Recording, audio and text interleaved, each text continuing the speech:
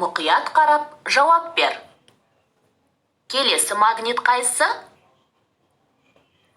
Жасыл. Өйткені қызыл магниттен кейін жасыл. Ал жасылдан кейін қызыл магнит. Осы ережеге байланысты келесі магнит қызыл, одан кейін жасыл, тағы сол сияқты. Бізде заңдылық пайда болды.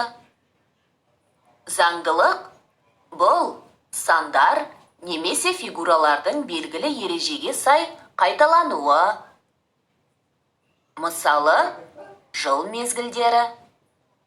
Алдымен көктем, сосын жаз, сосын күз және қыс. Қыстан кейін күз келмейді. Ал көктем жаздан соң келмейді.